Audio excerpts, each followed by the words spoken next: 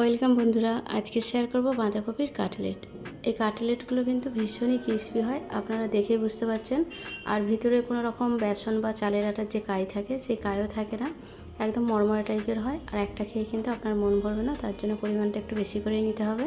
তো আমি 2 কাপের মতো বাঁধাকপিতে হাফ চামচ নুন দিয়ে দিলাম।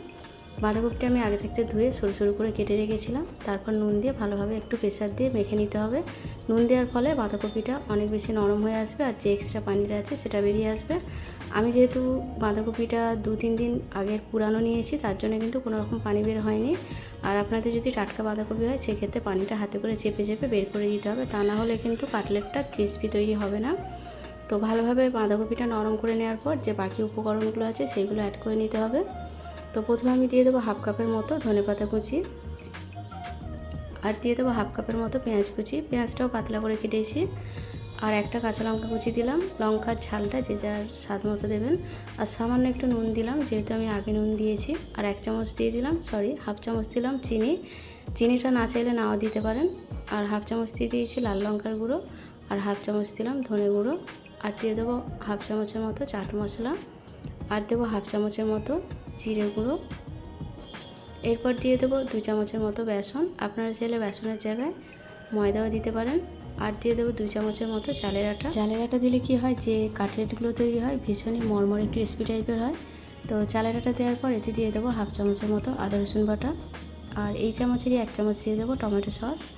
সসটা হোমমেড, এটা আমার বাড়িতে তৈরি করা ভীষণই টেস্টি সস। আর সসটা দেওয়ার পর সমস্ত উপকরণ খুব ভালোভাবে মিশিয়ে নিতে হবে।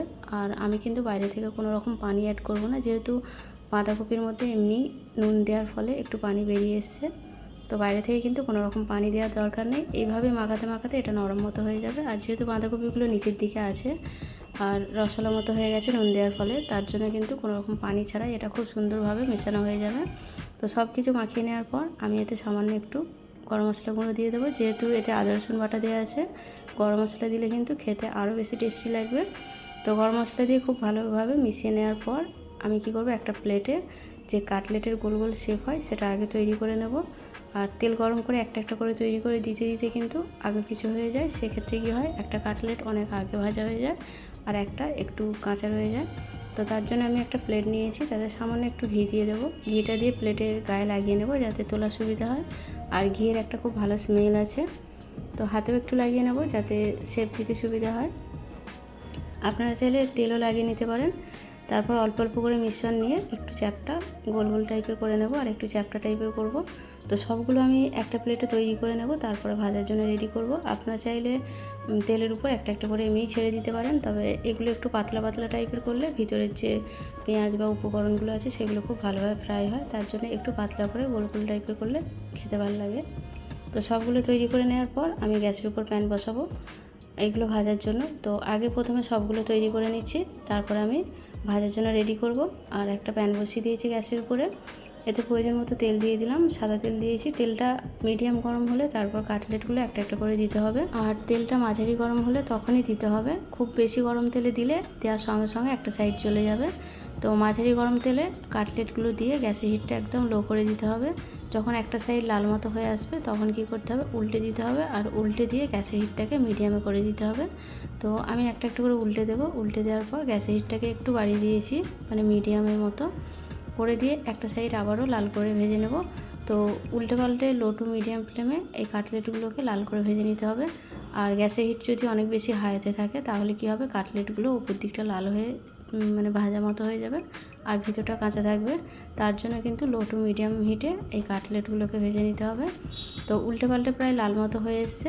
এরপর কি করব, তেল থেকে ছেঁকে তুলে নেব ছাঁকনির সাহায্যে। আর দ্বিতীয় ব্যাচের যেগুলো আছে সেই দ্বিতীয় ব্যাচের কাটলেটগুলো ঠিক একই রকমভাবে ভেজে নেব। প্রথম অবস্থায় লো হিটে রাখতে হবে। লো হিটে দিয়ে একটা সাইড লাল হয়ে গেলে উল্টে দিতে হবে। উল্টে দেওয়ার পর গ্যাসের হিটটাকে একটু বাড়িয়ে দিতে হবে। লো টু মিডিয়াম হিটে এই কাটলেটগুলোকে ভেজে তুলে নিতে হবে। তো দ্বিতীয় ব্যাচে যেগুলো ছিল সেগুলো আমি একটা একটা করে দিয়ে দেবো। আর গ্যাসের হিটটা এই অবস্থাতে লোয়েতে আছে। তো সবগুলো প্রায় আমার ভাজা হয়ে গেছে, দেখেই বুঝতে পারছেন কতটা মরমরে কড়মড়ে টাইপের হয়েছে। আর দেখে বোঝা যাচ্ছে তো ভিতরে কিন্তু কোনো রকম বেসন কিংবা চালের আটার কাই নেই। আর এই সসের সঙ্গে এগুলো খেতে দারুণ টেস্ট লাগে। তো আপনি চাইলেই কিন্তু এটা ভাতের সঙ্গেও খেতে পারেন, সস কিংবা ভাতের সঙ্গে কিংবা চায়ের সঙ্গে কিংবা মুড়ির চাটের সঙ্গে এটা খেতে দারুণ লাগবে। আর যারা এইভাবে বাঁধাকপির কাটলেট রেসিপি বা পাকোড়া বলুন বা চপ বলুন যাই বলে থাকুন না কেন, এইভাবে তৈরি করে খান, তারাই জানেন যে এর স্বাদ কতটা বেশি হয়। আর যদি আপনি কখনও তৈরি না করে থাকেন তো একবার তৈরি করে দেখতে পারেন। অবশ্যই পরিমাণটা বেশি নিতে হবে, কারণ এটা একটা খেয়ে কিন্তু মন ভরবে না, আপনি যাকেই দেন না কেন তাকেও পরিমাণটা একটু বেশি দিতে হবে। এটা এতটাই টেস্ট হয়। তো কাটলেটের রেসিপিটা ভালো লাগলে যারা নতুন বন্ধু আমার চ্যানেলে প্রথমবার ভিডিও দেখছেন তাদের কাছে রিকোয়েস্ট রইল আমার চ্যানেলটা সাবস্ক্রাইব করার। আর যারা অলরেডি সাবস্ক্রাইব করেছেন তাদের সবাইকে অসংখ্য ধন্যবাদ। সবাই খুব ভালো থাকবেন আর আমার রেসিপি দেখতে থাকবেন।